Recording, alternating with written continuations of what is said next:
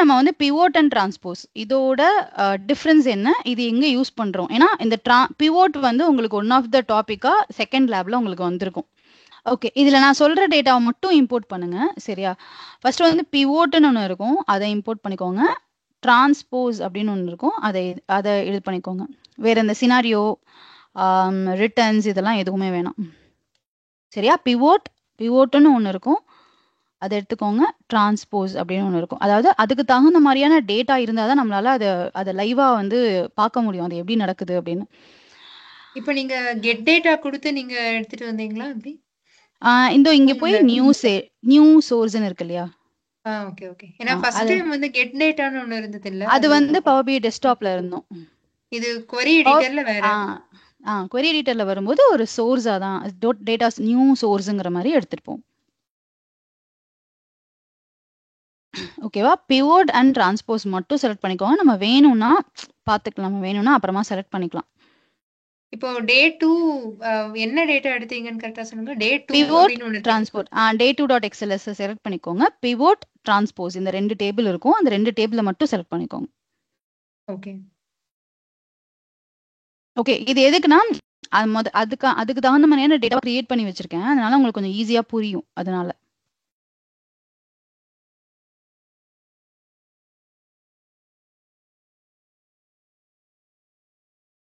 எடுத்துட்டு சொல்லுங்க, ரெண்டு பேருமே அக்னாலேஜ் பண்ணுங்க. நம்ம இம்போர்ட் பண்ணியாச்சு.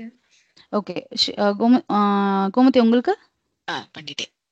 ஓகே, இப்போ என்ன ஆகும்னா, இப்போ இந்த டிரான்ஸ்போஸ் நீங்க வந்து ஒரு விஷயத்தை டிரான்ஸ்போஸ் பண்றீங்க அப்படின்னா அதுக்கு என்ன மீனிங்னா, ரோஸ காலம்ஸா மாத்துறது, காலம்ஸ ரோஸா மாத்துறது அப்ரப்டா. Okay, treating rows as columns and columns as row, இதுதான் வந்து டிரான்ஸ்போஸ். ஓகே, ஸோ இப்போ யூஸ்வலா நம்ம வந்து ஒரு டேபிள்ல வந்து காலம் 1 காலம் 2லாம் இருந்துச்சுன்னா நம்ம உடனே என்ன பண்ணுவோம், போய் யூஸ் ஃபர்ஸ்ட் ரோஸ் ஹெடர் கொடுப்போம். ஓகேவா? பட் இந்த டேபிள நீங்க டிரான்ஸ்போஸ் பண்ணக்கூடிய டேபிள் அப்படின்னு நீங்க நினைச்சீங்கன்னா இந்த சேஞ்ச் முதல்ல பண்ணக்கூடாது. காலம் 1 காலம் 2 ஆஸ் யூஷுவல் இருக்கணும். நேரா டிரான்ஸ்ஃபார்ம் மெனுல போயிட்டு டிரான்ஸ்போஸ் அப்படிங்கறத செலக்ட் பண்ணிக்கோங்க. இப்போ என்ன சேஞ்ச் நடந்ததுன்னு கொஞ்சம் பாருங்க. அந்த டிரான்ஸ்போஸ்டு டேபிள வந்து க்ளோஸ் பண்ணிக்கோங்க. அதாவது இங்க ரைட் சைட்ல வந்து அப்ளைட் ஸ்டெப்ஸ்ல டிரான்ஸ்போஸ்டுன்னு உங்களுக்கு ஆயிருக்குல்ல, இதை வந்து க்ளோஸ் பண்ணிருங்க. ஃபர்ஸ்ட் உங்களோட டேட்டா எப்படி இருந்தது? Events, event 1, event 2, event 3. Okay, டாப்ல உங்களோட டேட்டா இருக்கு. ஈவெண்ட் 1, பார்ட்டிசிபென்ட்ஸ் வந்து இவங்கெல்லாம் இருக்காங்க. ஃபண்ட்ஸ் வந்து இப்படிலாம் இருக்கு. இப்போ இதுல வந்து உங்களுக்கு எப்படி நீங்க வந்து இதை ப்ராப்பரான டேபிளா மாத்தினாதான் உங்களால ப்ராப்பர் விஷுவலைசேஷன் எடுத்துட்டு வர முடியும். ஏன் நான் ப்ராப்பரான டேபிளா மாத்தணும்? இப்போ இதே நான் வந்து யூஸ் ஃபர்ஸ்ட் ரோஸ் ஹெடர் கொடுத்தாலும் அப்படிதானே இருக்கும். ஈவெண்ட் 1, ஈவெண்ட் 2, ஈவெண்ட் 3 அப்படின்னு நம்மளுக்கு இருக்கும் இல்லையா? அப்படின்னு நீங்க நினைக்கலாம்.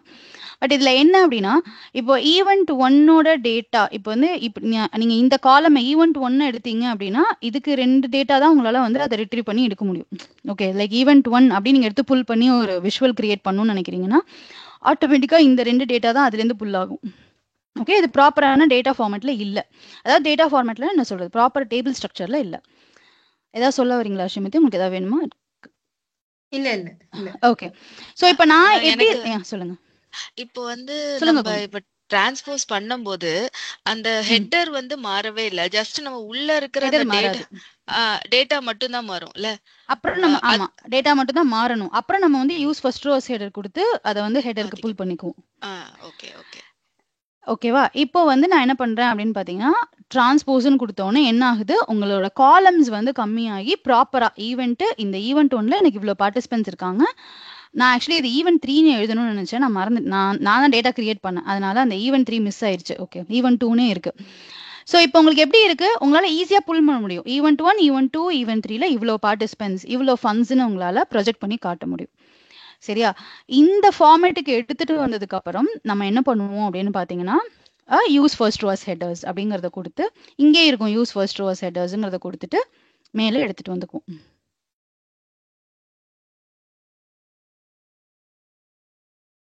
ஓகேவா?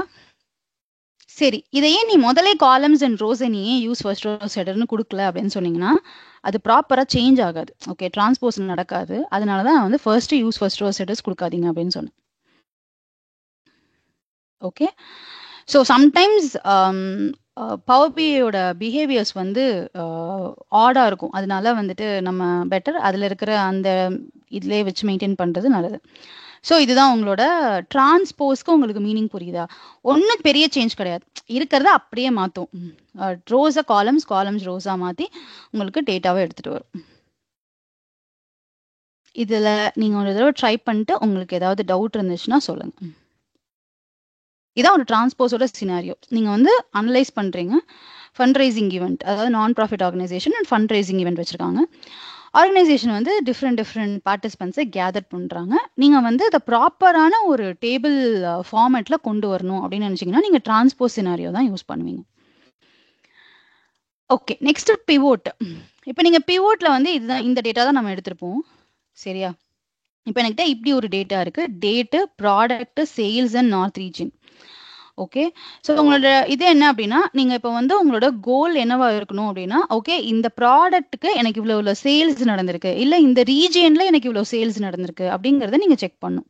ஓகே, ப்ராடக்ட் ஏன்னு பார்த்தீங்க அப்படின்னா, ப்ராடக்ட் ஏயோட சேல்ஸ் எவ்வளோனா இது ரெண்டையும் சேர்த்து தானே சொல்லணும், 250 அப்படிங்கிறதான் சொல்லணும். வேறு வேறு இடத்துல வந்திருக்கும் போது உங்களுக்கு என்ன ஆகும்னா, ப்ராப்பராக அது வந்து உங்களுக்கு கேல்குலேஷனில் வந்து உங்களுக்கு கன்ஃபியூஷன்ஸ் இருக்கும். ஸோ பிவோட்டுக்கு போய்க்கோங்க. ஓகே, பிவோட்ல போயிட்டு நீங்க எந்த காலமை பேஸ் பண்ணி பிவோட் பண்ணணும் அப்படிங்கறத நீங்க சொல்லணும். ஃபார் எக்ஸாம்பிள் நான் டேட் பேஸ் பண்ணி பிவோட் பண்றேன், ஏன்னா எனக்கு டேட்லயுமே 2 என்ட்ரி இருக்கு, 1-1-1. அதாவது 1 டேட்ல, அதாவது 1ஆம் தேதியில வந்து ப்ராடக்ட் ஏலையும் சேல்ஸ் நடந்திருக்கு, பிலையும் சேல்ஸ் நடந்திருக்கு, சிலையும் சேல்ஸ் நடந்திருக்கு. செகண்ட்லையும் ப்ராடக்ட் ஏ, பிஇ, சி. நீங்க ப்ராடக்ட் பேஸ் பண்ணி பிவோட் பண்ணணுமா, இல்ல ப்ராடக்ட் டேட் பேஸ் பண்ணி பிவோட் பண்ணணுமா, இல்ல ரீஜியன் பேஸ் பண்ணி பிவோட் பண்ணணுமா, எதை பேஸ் பண்ணி பிவோட் பண்ணணும் நீங்க நினைக்கிறீங்களோ அந்த காலமை செலக்ட் பண்ணிக்கணும் ஃபர்ஸ்ட். ஓகே, விச் காலம், பேஸ்ட் ஆன் விச் காலம் you want to pivot it. அதுக்கப்புறமா இங்க போய் பிவோட் காலம் அப்படின்னு ஒரு ஆப்ஷன் இருக்கும். இப்போ அந்த பிவோட் காலமை நீங்க செலக்ட் பண்ணீங்க அப்படின்னா அது உங்களுக்கு சொல்லும், அதாவது நீங்க வந்து ப்ராடக்ட் காலமை செலக்ட் பண்ணிருக்கீங்க.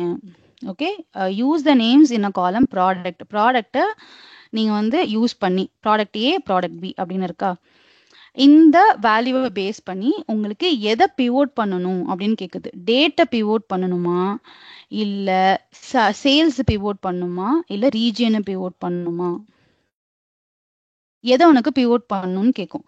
நான் இப்போ சேல்ஸ் கொடுக்குறேன், எனக்கு இந்த டேட்ல இந்த ப்ராடக்ட்டுக்கு எவ்வளோ சேல்ஸ் ஆயிருக்கு அப்படிங்கிறத நான் செலக்ட் பண்ணணும்னு சொல்லிட்டு ஓகே அப்படின்னு கொடுத்தேன்னா உங்களுக்கு பிவோட்டோட இது வந்து பார்த்தீங்கன்னா டிஃப்ரெண்ட்டாக இருக்கும். அதாவது இதில் உங்களுக்கு எப்படி தரும்னா, இதுலையுமே வந்து ரோஸும் காலம்ஸும் தானே சேஞ்ச் ஆயிருக்கு. பட் உங்களுக்கு எப்படி ஆகுது அப்படின்னு பார்த்தீங்கன்னா, நீங்கள் எந்த இதை செலக்ட் பண்ணியிருக்கீங்களோ அதை பேஸ் பண்ணி உங்களுக்கு டேட்டா எல்லாமே உங்களுக்கு வந்து மாறி வந்துடும். இப்போ product A, product B, product C.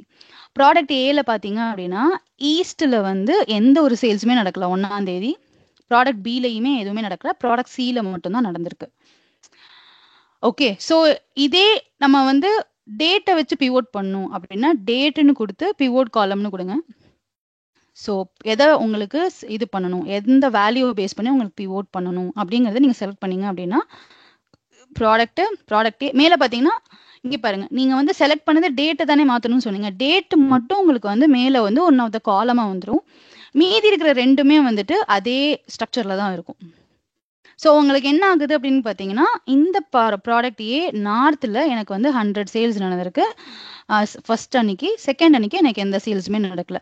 Product B வந்து சவுத்தில் எனக்கு எதுவுமே நடக்கல ஃபர்ஸ்ட் அன்னைக்கு, ஆனால் செகண்ட் அன்னைக்கு 150 ருபீஸ் வந்து எனக்கு வந்து சேல்ஸ் நடந்திருக்கு.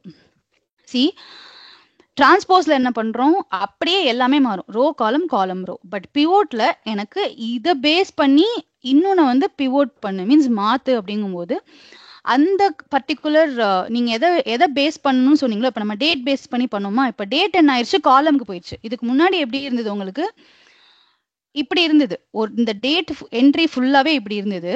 இப்போ ஆனா உங்களுக்கு வந்து டேட்டை பேஸ் பண்ணி பிவோட் பண்ணுன உடனே இந்த 3 வேல்யூவும் ஒரு காலமாகவும் அடுத்த இன்னொரு டிஃப்ரெண்ட் யூனிக் 3 வேல்யூஸும் இன்னொரு காலமாகவும் உங்களுக்கு போயிட்டு அதுக்கு தகுந்த மாதிரி அதை கால்குலேட் பண்ணி உங்களுக்கு கொண்டு வருது.